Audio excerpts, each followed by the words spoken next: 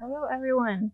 We're glad that you're joining us tonight. We were just chatting and I almost lost track of time. So we are really in for a treat today. Before I introduce our speaker, I just want to welcome you back again. I'm Dr. Alina Tracer in the Environmental Studies Department here at the Massachusetts College of Liberal Arts. And this is the Spring 26 Green Living Seminar focusing on the theme Nature and Spirituality.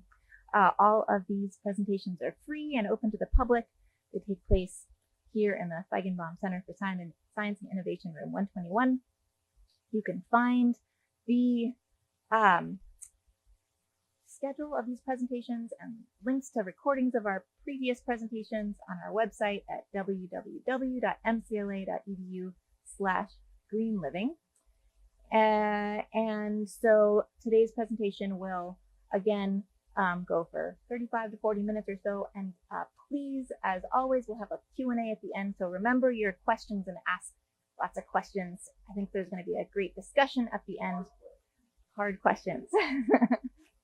Before I turn it over, I also want to make a quick plug for next week's presentation. Next week on Wednesday, April 8th, we have Meredith Barges. She's the chair of Lights Out Central New York, and she's a PhD student at the SUNY College of Environmental Science and Forestry. She's going to be presenting a talk titled How Laws Protecting Birds Strengthen Human Communities. Today's presentation, titled How the Church Can Engage with the Urgent Moral Crisis of Climate Change, will be given by the Reverend Dr. Jim Antal, denominational leader, activist, and public theologian. He serves as special advisor on climate justice to the head of the United Church of Christ.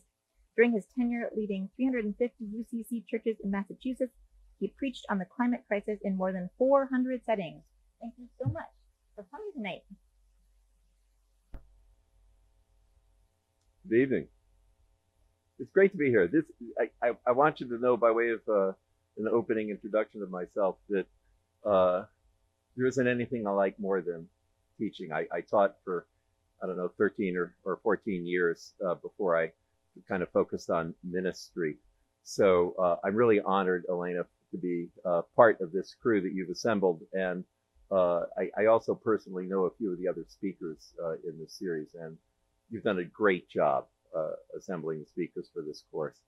Let me share another few things about myself personally, about my background. I went to college to major in math and physics. All my family are scientists and engineers. But I realized pretty soon on that that wasn't the best thing for me. And this was in 1968 when I began college. And by the time 1969, 1970 rolled around, as I'm sure you're aware, Earth Day, the first Earth Day, was in 1970. And I'll say something about that in my talk. And so I pivoted to ethics as really the focus of my life's work. And the concern that really captured me, both then and now, is the concern of how God could have created humanity and given us the freedom to destroy creation. What sense does that make, right? So at the time, in the 70s, yes, there was a first Earth Day, but the focus of my work throughout most of the 70s was against nuclear weapons. And that's when I began my career as a civil disobeyer. I'll have more to say about that in my talk. But then I pivoted to the climate crisis, sort of beginning, I guess, in the late 70s, when the notion of a nuclear winter and the effects, the entire climate was beginning to be understood as kind of a unit, if you will, and that it was vulnerable. So then by the mid 80s, I was sort of all in on climate. And again, I'll have more to say about that history here. One last thing that I should say that I mentioned to your professor at the beginning. My dad, kind of, if you can hear my confession, he was the head chemical engineer for Mobil Oil. Okay, so you can get that gear going as you listen to the rest of the stuff I have to say. The most important thing that's going to happen in this hour is going to be your questions. It's far more important than what I've prepared to say to you. And the reason I prepared this is mostly because I'll go off track, as you've already seen in the past minute. And so I want to stay on track because I think I've put together things that are important for you to know. But then I think we'll have 35 minutes or 25 minutes at least for Q&A. So don't hesitate to come at me with hard questions. Let me begin by offering a very brief and incomplete history of religious ecological concern. And no surprise, that begins with St. Francis. And we are in the 800th anniversary of his passing, as it turns out this year. His life and witness is rooted in the love of nature. He proclaims a kinship with all of creation. And it really is the first to do so in a way that has an impact, for centuries thereafter. His most well-known work that he wrote is the Canticle of the Creatures, which you think of as Brother, Sun, Sister, Moon, probably. And it was written over 800 years ago. The Feast of St. Francis is celebrated every year within the Catholic Church on October 4th. And if you want to know more about St. Francis' environmental impact in the current climate movement and environmental movement, check out the website franciscanaction.org. That's one word, franciscanaction.org. I'm going to jump ahead to the doctrine of discovery, which was issued by the Roman Catholic Church in 1493. The doctrine of discovery established a spiritual, political, and legal justification for colonization and seizure of land not inhabited by Christians. Yeah, thank you. That was like completely, at that time, that was like a completely legitimate thing. And that's when you think of colonization of the world, that's essentially the big lever that justified it. Not only were indigenous people declared illegitimate landowners, they were often not regarded as humans, thus leading to genocide. Once the invaders gained control of the land and its resources, their extraction practices amounted to subordination, rape, and pillaging of the land and the natural resources. I'll have more to say about this once I finish this brief historical review. Okay, let me move on. And I'm going to jump ahead in detail to 1967. But before I do, I just have to mention, because of the topic, the sort of title of my talk, John Muir, a name most of you probably recognize, the founder of the Sierra Club, was the son of a Presbyterian minister, and he understood his life's work as ministry. So in case you didn't know that, that's an important thing to recognize. I didn't write that out here, but I wanted to get that in there. In 1967, a very important thing happened in the field of environmental ethics. A historian whose name was Lynn White Jr. Have you studied Lynn White at all? Okay. A historian whose name was Lynn White Jr. wrote an essay called The Historical Roots of Our Ecological Crisis. And it was printed in Science magazine, which is a very high-level publication. Again, this guy is a historian and not a theologian, but in his essay, he blames Christian models of domination over nature for the environmental crisis. So he blames the Christian faith for the reason we have, at least in 1967, begun to wreck the environment. He bases his claim on a common misperception of the passages in Genesis, the first book of Scripture, of Genesis chapter 1, verses 26 through 28, which says that God gave humans dominion over the earth and over every living thing, and charged humans to subdue the earth. Now, such domination, Lynn White observes, has led to the overexploitation of the natural world and to anthropocentrism, right? That the entire world is interpreted from the eyes of humans. He critiques Christianity for losing a sense of the sacredness of nature by banishing animism. Animism is the religious perspective that finds God in all living things. And at least historically, it's not as true now as it has been historically. Historically, Christianity has been opposed to those religious people who view God as present in all living things. And Lynn White blames Christianity for that failure. And then he calls for, at the end of his essay, he calls for St. Francis becoming the patron saint of ecology. That's one really good part about his essay.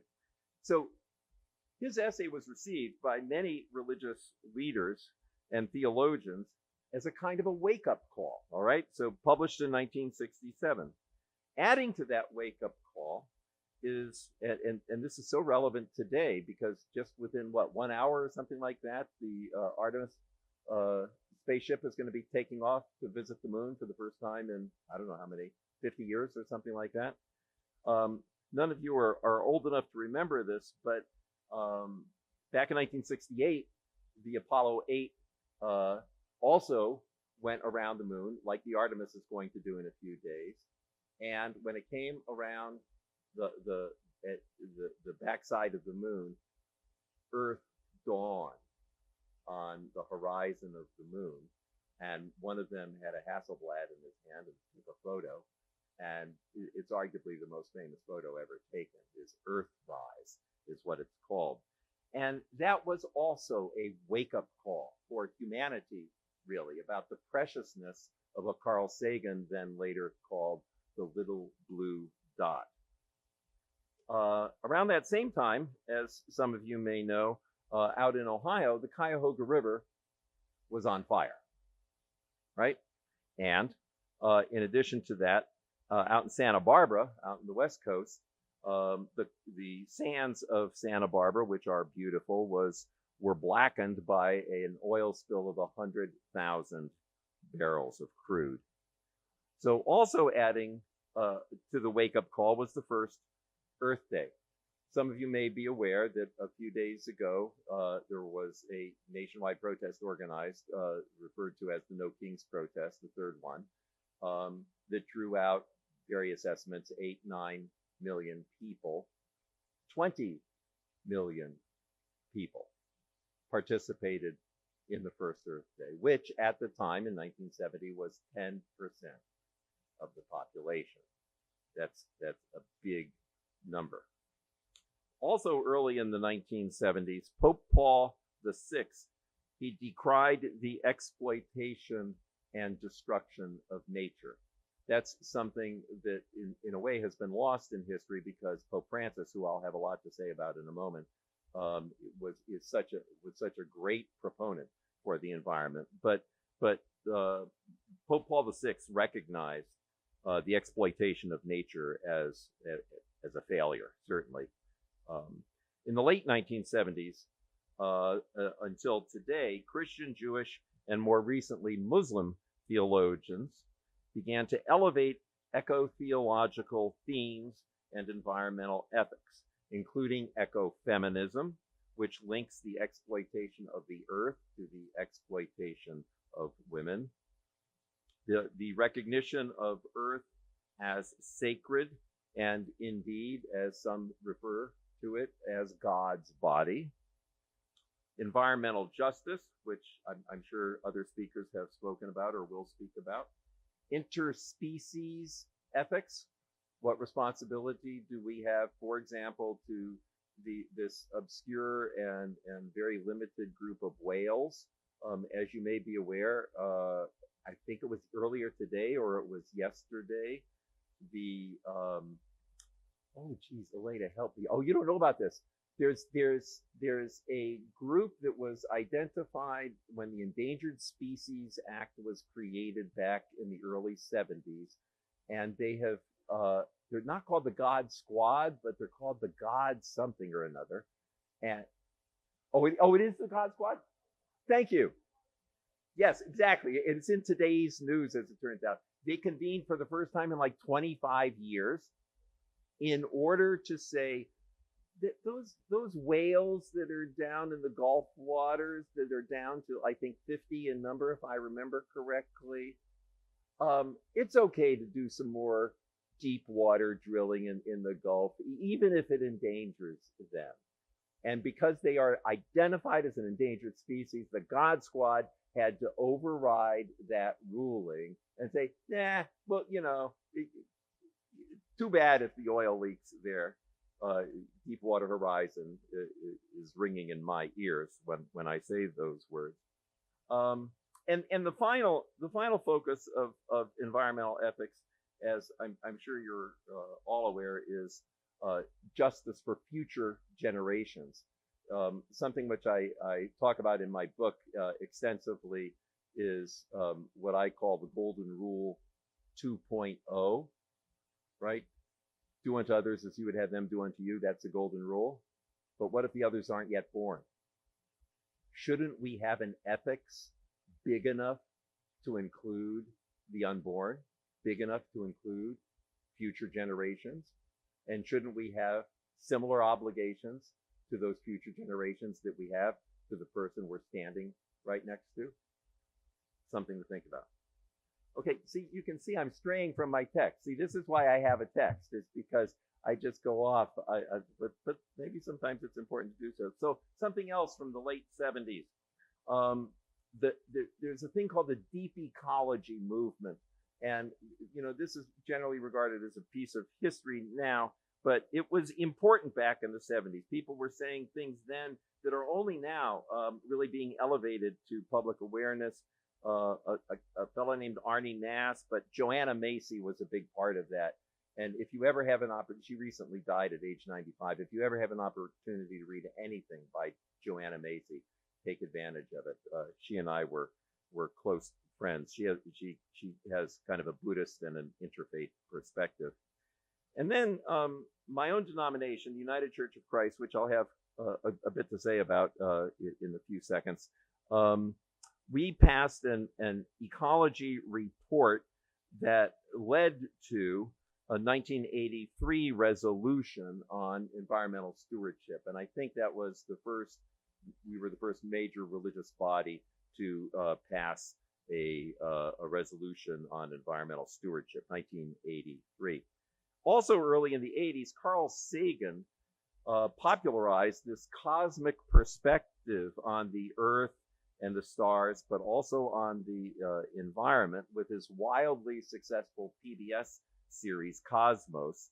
And as I said earlier, he famously refers to the Earth as the tiny blue dot. That's because a spacecraft that we had launched, I think 12 years earlier, turned its camera around and took a picture of Earth. And you see the entire cosmos, and literally you see this little tiny blue dot. Carl Sagan, great guy.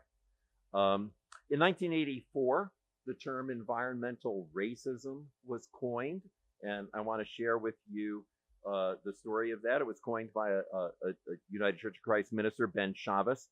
There were poor black women farmers in Warren County, North Carolina, and they were protesting plans for 10,000 dump trucks of cancer-causing waste material to be dumped upstream from water that they then use for their farms.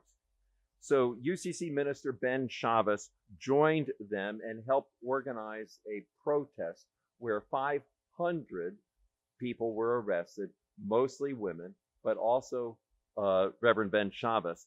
And when he was jailed, from his jail cell, he shouts out through the bars, "This is environmental racism." So there's a straight line from that 1983 incident to the kind of experience we now hear, and I heard it on NPR driving over here, a new book on plastics where the woman writing the book talks extensively about what is commonly called sacrifice zones. That would be the people living within 3 miles of an oil refinery or a plastics plant. In the late 1980s, scientist James Hansen provides Senate testimony sounding the alarm on climate. And that's really the key date, is the late 1980s. Also in 1989, Bill McKibben writes the first popular book on climate, The End of Nature. And end, it's a double entendre. I just don't want you to miss that. It's the end of nature as in catastrophe, but also the end of nature as in purpose. Telos, the end of nature. It's purpose, right? In 1990, the first National People of Color Environmental Leadership Summit took place, and my denomination hosted that. In 1995, the leader of the Orthodox Church. So within Christianity, right, you have Catholics, then you have Orthodox. That split took place around 1000 AD. And then you have Protestants. That's Luther and Calvin and others in, the 1500s. The leader of the Orthodox Church, which is, roughly 800 million people, his name is Ecumenical Patriarch Bartholomew. He's still alive and he's still the head of the church. Back in 1995, he convened the first ever gathering of something he would do then every 4 years, and I've been privileged to be part of this, to draw worldwide attention to a particular dimension of the environmental crisis. In 1998, Interfaith Power and Light, which is a nationwide organization, was first formed. In the year 2000, and this is interesting relative to what's going on now in relation to religion, and particularly in relation to Christian nationalism. In the year 2000, Richard Cizik, who was the lead political guy for the National Association of Evangelicals, right? So if the thought, oh, those are conservative Christians, enters your mind when I say evangelicals, that's correct. Richard Cizik, another friend of mine, was the leader of that group then. And believe it or not, in 2007, he convened a gathering at Harvard of evangelicals and climate scientists together to talk about the climate crisis. That was 2007. I have a few other things that are relevant to that. I'll get to them in a moment. In 2001, that was really the first climate protest. And the sort of headline of the protest was, what would Jesus drive? Right? What would Jesus do? What would Jesus drive? WWRD. And back then is when SUVs were becoming really, really popular. And that was the focus of the original protest. That was also a time, 2001, roughly, when the notion of preaching in a church or a synagogue or a mosque, an Earth Day sermon, really began to have some momentum, and that has carried through.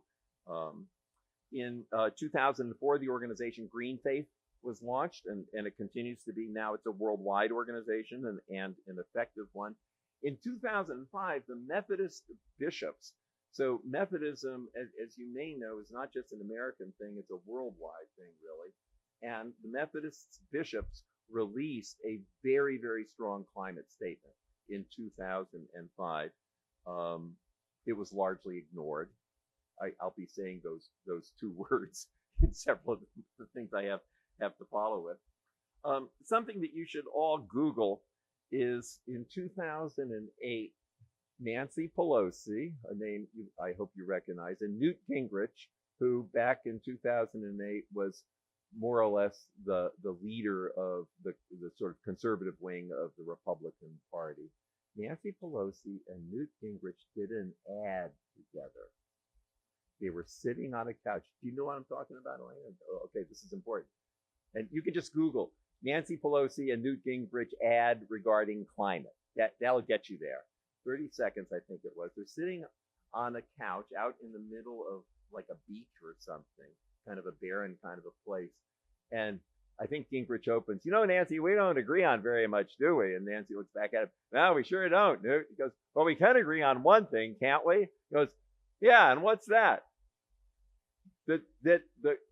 I don't know her exact words, so I don't want to misrepresent it, but something like, we're doing damage to the environment or the climate crisis. I don't think she says crisis. I don't think that word comes out of her mouth. But in any case, this ad occurs in 2008. It's just really hard to imagine, how do we get from that to where we are today, right? Okay, in 2013, my denomination took a vote to divest from fossil fuels.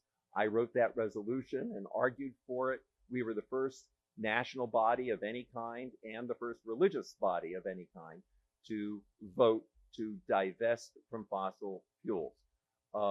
Just to be clear on what that means, churches and also large national institutions have endowments, right? Just like schools do. But those endowments, up until that time, were saying, let's do our investments so that it tracks the Dow or so that it tracks the S&P 500, which includes, of course, oil, coal, and gas. And what we voted was, no, our endowed monies need to divest of oil, coal, and gas. As a result of our action and the advocacy of Bill McKibben and myself and hundreds of others, endowments worth $40 trillion have divested their holdings of fossil fuels. It's pretty incredible. When we began this campaign in 2012, Bill wrote an article, Do the Math, in Rolling Stone magazine. When we began this campaign, people just rolled their eyeballs. Said, you cannot have a balanced set of investments without holding investments in oil, coal, and gas. Duh. And I mean, the kind of things that financial advisors to churches said to me were embarrassing, as it turns out, to them. But I mean, truth be told, right now, there are literally billions and possibly even trillions of dollars being made as a consequence of this war in Iran. We can talk more about that if that's a question that you have. In 2015, as you may all be aware, Pope Francis, he released an encyclical called Laudato Si, which means on the care of our common home. And in it, he makes the case that the church's social and moral teaching obliges us to till and keep the garden of the world. And he's quoting Genesis chapter 2, verse 15, when he says that, and to care for all of life, especially the poorest and the most vulnerable forms of life. I should note that the word in Hebrew that is translated as till is often translated as serve, as in serve the earth. Wouldn't that be nice, right? Pope Francis writes, and I'm quoting now, we must forcefully reject the notion that our being created in God's image and given dominion over the earth justifies absolute domination or over other creatures. Also in 2015, the Muslim leaders issued an Islamic declaration on global climate change. That's something that doesn't get a lot of publicity. And if you're interested, Elena, I'm glad to share you the link to that because it's really hard to find this link. In both 2018 and 2019, Pope Francis convened the CEOs of the world's largest oil companies. And so he had just, a couple years earlier, he had just published Laudato Si, right? And what's Pope Francis going to do? He's going to convene the guys that are in charge, right? The CEOs. They all show up. The Pope calls you. You show up, even if you're not Catholic. And he basically, well, I won't. You can fill in the blank there. It is barely mentioned in the press And there is almost no mention of it in Catholic churches in the United States. In 2019, the United Nations launched a Faith for Earth initiative. That initiative has since been closed down, but in 2019, the UN was saying, geez, faith has been a motivation throughout all of human history, maybe for some people, for many people, the most powerful motivation. Maybe we should try to leverage it around our commitment as the United Nations around climate. And I was part of that initiative as well. In 2020, my denomination released a follow-up to our 1987 study. That study was entitled Toxic Waste and Race. Again, going back to this subject of linking racism and toxic waste. In 2020, we released a follow-up report called Breath to the People, and it showed that here in the richest country in the world, well over 100,000 children under the age of 5 live within 3 miles of the 100 most polluting facilities in America. And as I said earlier, those are commonly referred to as sacrifice zones. In 2020, Pope Francis called upon all Catholic institutions to divest from fossil fuels. Once again, not much came of that. In 2021, the first ever time that the head of the Catholic Church, the head of the Orthodox Church, and the head of the Anglican Communion, which we think of as Episcopalians, the three of them issued a common letter. All three of them signed it. That had never happened in all of history. The focus of the letter was on the climate crisis. In October 2021, at the White House, hundreds of clergy joined indigenous leaders in a nonviolent action of civil disobedience, demanding that President Biden use his executive power to stop all federal approval of fossil fuel projects. It didn't happen, but certainly Biden did some laudable things. In October 2023, Pope Francis released a second encyclical, and it was called Laudato Deum. It was a follow-up to his first encyclical, Laudato Si. And in it, he devotes an entire section to the COP28 talks that were at that time just coming up in Dubai. Those are the climate talks that the UN convenes every year, every 2 years. Elena, do you know how frequently a COP talks? I'm not sure. I'm not sure. I'm sorry. I don't mean to put you on the spot. But in that letter, Pope Francis calls for the abandonment of fossil fuels. I'm quoting from the head of the Catholic Church, who more than 1 billion people follow. The abandonment of fossil fuels. And he also explicitly commends climate activists. Finally, over the past 15 years or so, most, if not all, of the major faith communions and denominations throughout the world have attempted to organize their adherents around care for the earth and environmental activism. So now I want to identify some of the issues that are woven in that history that I've just shared. And the first issue is that of dominion. As some of you may know, the book of Genesis has 2 creation stories.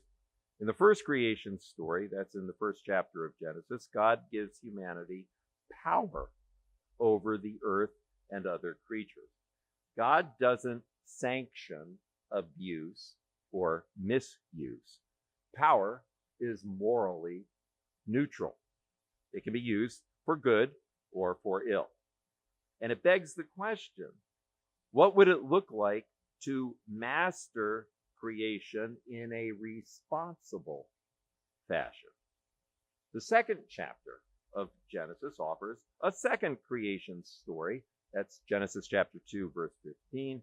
In it, God charges all of humanity, as I said earlier, to till and keep the earth.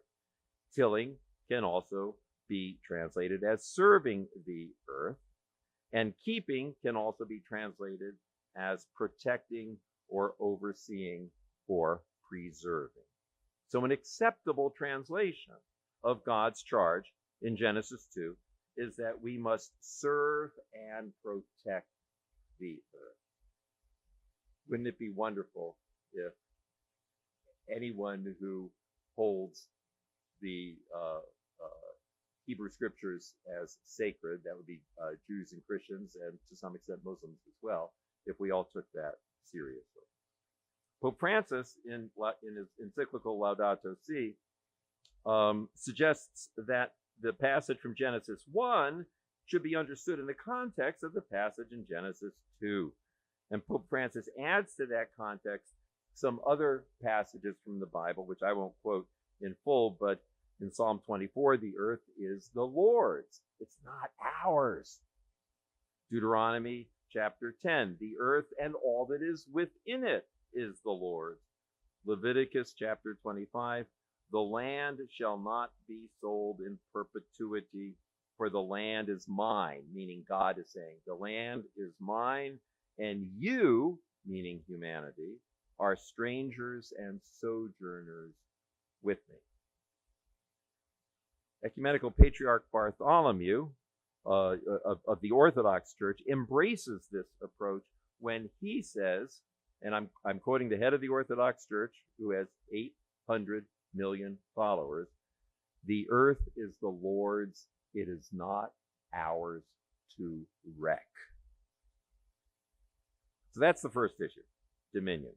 The second issue is the doctrine of discovery. In 2013, the National Gathering of my denomination, we are really the progressive end of Christianity, I have to say.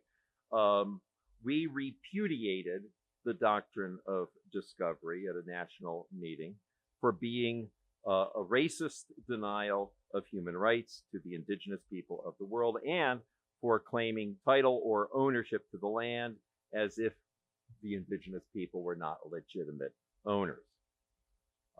Again, I could, if anyone was interested, I could provide you with a link to that vote by our national synod. Since then, additional Protestant denominations have kind of taken followed our lead, and they have repudiated the doctrine of discovery. And surprise, surprise, in 2023, the Vatican itself repudiated the doctrine of discovery. Thanks be to God. The next theme I want to lift up is decolonization as a new focus, or a relatively new focus of the climate movement. This is also related to the doctrine of discovery. The climate movement is now calling for decolonization. Just as people of privilege have colonized other people for over 500 years, people of privilege have also colonized the Earth's resources through exploitation and extraction.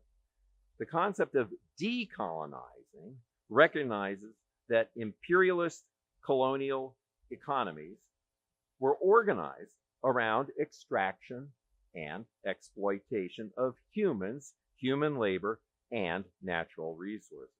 In addition to exacting incalculable injustice, this colonization of the Earth's resources has created a climate emergency. Now, just a few words about the religious witness to protect creation. For more than 10 years, multi-faith civil disobedience actions demanding that the Earth and all of its creatures be protected have been routinely led by indigenous leaders and by people of color. For example, some of you have heard about what happened out at Standing Rock, I think, 7 years ago, I think, and also Line 3 in Minnesota. That was a similar protest movement. Neither of them succeeded, but, and we can talk about this more in the Q&A, in relation to protest movements, success is the only measure of success is not just the objective. There are other successes along the way. For example, in the summer of 2024, so that's what, 2 summers ago, thousands of activists, including scores of faith leaders, initiated 87 protests in front of Citibank National Headquarters, World Headquarters in New York City. 28 of those actions involved civil disobedience. I was involved in one of those, and over 700 activists were arrested. It was called the Summer of Heat campaign. While we were protesting, Citibank, along with JP Morgan, Wells Fargo, and Bank of America, these 4 banks alone, since the passage of the Paris Climate Accord in 2016, these 4 banks alone have lent over $1.4 trillion to expand fossil fuel production. That's the link between where you invest your money, how it is invested, and what is then done with the capital you entrust to certain banks. Not all banks do that. In my book, I talk about numerous multi-faith civil disobedience protests, including one in West Roxbury, Massachusetts in May of 2016. What we were doing in that protest was to try to stop the construction of an unnecessary high-pressure liquid natural gas pipeline running where? Right down the road in a very densely populated area of Boston suburb. And I just want to read you just a brief passage from my book about that particular protest, just to give you a flavor about what these things are like. The morning began when 100 people gathered not far from the construction site for what appeared to be a rally. The rally was led by a variety of interfaith clergy and included singing, call and response, reading from scriptures, preaching, and prayer. One of the organizers, Marla Markham, then led the congregation as we marched to the construction site where 15 other clergy and I sat down on the pavement, dangling our legs into the 6-foot deep trench that had been gouged in the middle of the street. This is for the pipe. We were a diverse group, including an American Baptist, a Buddhist, an Episcopalian, Hindu, a Jew, Presbyterian. I was UCC, and there were also, of course, Unitarians there. We continued singing, quoting scripture, preaching, and praying until, one by one, we were taken by the police officers to stand up and have our wrists cuffed behind our backs. After being packed into transport vehicles, we were driven to the police station where we were booked. A month later, so one thing leads to another. A month later, Karenna Gore, a name, yes, that Gore, daughter of Al Gore, Karenna Gore, who is the director of the Center for Earth Ethics at Union Theological Seminary, she joined 22 others in a similar street liturgy at the same site. After arriving at the construction site, the 12 clergy among formally dressed participants. They led a mass grave funeral for climate change victims, featuring eulogies, prayers, and mourning. After the funeral, several clergy and other resistors lay down beside the trench, halting construction.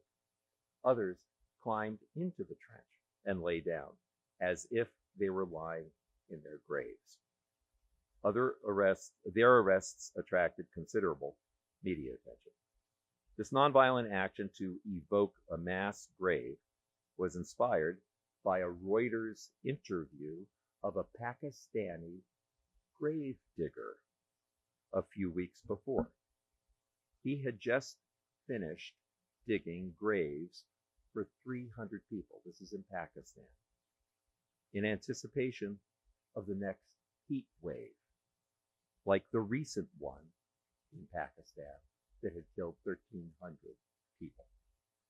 Moved by this story, climate activist and Unitarian Universalist Tim DeChristopher helped to organize this die-in. That's what they called this, a die-in.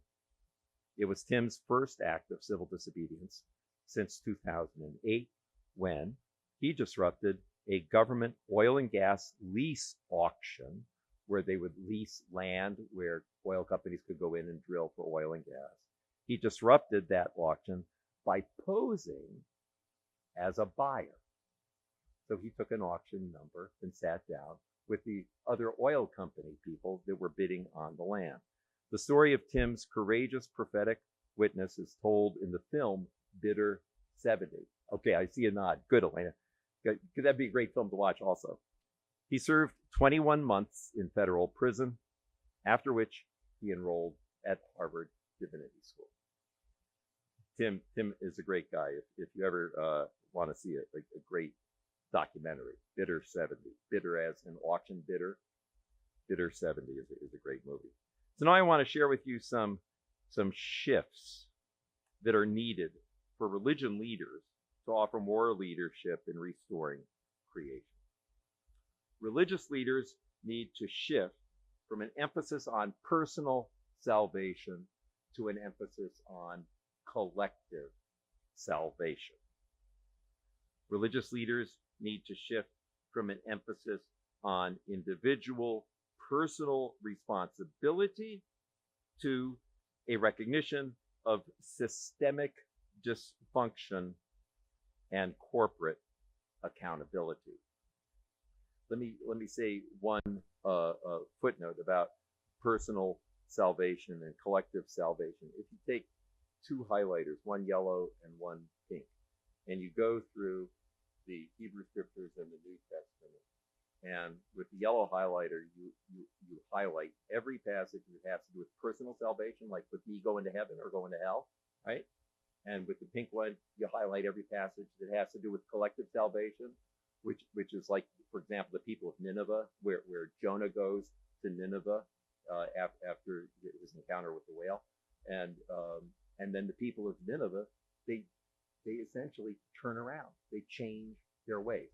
That's collective work, right? And you take the pink highlighter and you highlight all the collective salvation proposed and advocated in Scripture. The collective salvation outweighs the impersonal salvation on a scale of at least 10 to 1, and I've heard people estimate it might be 50 to 1. Scripture is all about us. It's not about you personally going to heaven and you personally going to heaven. There are a few passages, and those are oft quoted by the people who, in my mind, erroneously emphasize that as if it were the whole picture. Something you should know. The notion of personal carbon footprint, you all have heard the notion, what's your personal carbon footprint? Some of you may have calculated it. It was invented by British Petroleum to make you feel guilty. That's why they invented the notion of personal carbon footprint. Religious leaders need to shift from a focus on the demand side of the problem, which again, you've heard the phrase reduce, reuse, and recycle. That's all about the demand side of the problem. We need to refocus on the supply side. For that, let me just tell you a very brief parable. One day, in the quiet life of a village that stood along the edge of a river, life was interrupted by a scream. While sitting on a park bench along the river, a woman saw a bleeding body floating down the rapids. Several people responded, jumped into the river, pulled the person out, and attended to their injuries. A while later, someone saw another body in the river. That person called for help, jumped into the river, grabbed one arm, and with the help of a second person, pulled the body out of the river. Over the next few hours, the good people of this village pulled several more bodies from the river and did their best to help them. The mayor called for a town meeting, and when the townspeople assembled in the town square, a teenager interrupted the mayor, and she shouted, "I'm going upstream. Who's coming with me? We need to stop these assaults. We need to confront the source of these attacks and put an end to them." That's focusing on the source of the problem, on the supply side of the problem. Religious leaders need to shift from regarding humans as the crown of creation, which, by the way, if you've heard that phrase, it's not in the scripture. It's often used by conservative religious folks. It's not in scripture. We need to shift from that to affirming interdependence and the web of creation. Religious leaders need to shift from anthropocentrism to embracing God's covenant with Noah, which, and this is something that, again, very few churches or synagogues emphasize. In fact, when God covenants with Noah, God covenants not only with Noah, but with all of humanity. That part we sort of know about, but also with all living creatures and for all future generations. Go back and read Genesis chapter 9, verses 13 to 16. It's all there. Religious leaders need to shift from, from exclusiveness and privilege. We who are faithful are favored by God, that kind of privilege, to we're all in this together, or as I like to say, we all live at the same address, and that address has the number currently 430 emblazoned above every door and dwelling. That's the number of units of carbon in the atmosphere, 430 now, parts per million. Religious leaders need to shift from, as I said earlier, from the golden rule, love your neighbor as yourself, to what I call golden rule 2.0, which is recognize future generations as every bit as much your neighbor as current generations. Are any of you familiar with the term solastalgia? And solastalgia, it's a term coined by an Australian philosopher back in the early 2000s, and it's an experience of grief over the loss of a healthy place or a thriving ecosystem, or to put it another way, a feeling of homesickness when your home changes all around you. So we're all sort of immersed in this feeling of solastalgia at the moment, and religious leaders need to help people recognize that and focus on what's our responsibility in that. And finally, religious leaders need to shift from hope, understood as optimism, to hope lived out as engagement and action.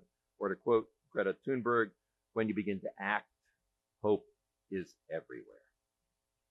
I'm realizing that I'm going on longer than I thought. That's true, isn't it? All right, so I'm going to, yeah. So I'm just going to look at my notes and talk very briefly here. You may or may not be a religious person, but if you know anything about history, religion has been one of the most influential features in shaping history. And if you're not familiar with it, of course, it was religion that focused on the abolition of slavery.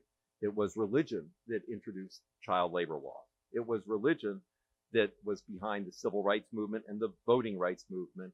And this comes as a surprise for some people, it was religion, at least my denomination, Unitarians and a few others, who were behind the LGBTQ movement. So we need to leverage religion in relation to the climate crisis. And and at the core of religion, this is, geez, I'm sorry I had so many asides because I have more to say. Let me, but I want to respond to a few questions. I'll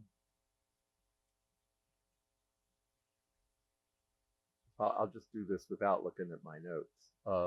We're living in a time right now, over the past 15 months or so, where and the newspapers don't cover this in any way adequately, where much of the crisis of democracy that our country is experiencing is motivated by what is generally called Christian nationalism, a term you may have heard, and if you haven't, even if you're not a religious believer of any kind, you should know something about Christian nationalism.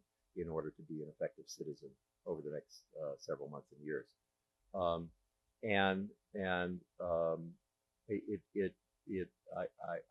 I hesitate to even call it religious or to even use the word Christian, because those such who are advocating it are heretics. That much I'll just say. And I could say more about that if you're interested in hearing more about that. But all of that is related to the climate crisis, and why it's related to the climate crisis. I'm going to stop here. Why it's related to the climate crisis is for me, as somebody who's spent his life dealing with this, one of the most puzzling things to articulate. But I'll leave you with this thought.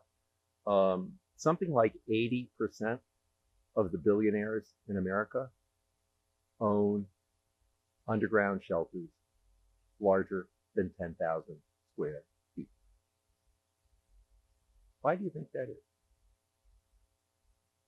Obviously, they have money to throw away, right?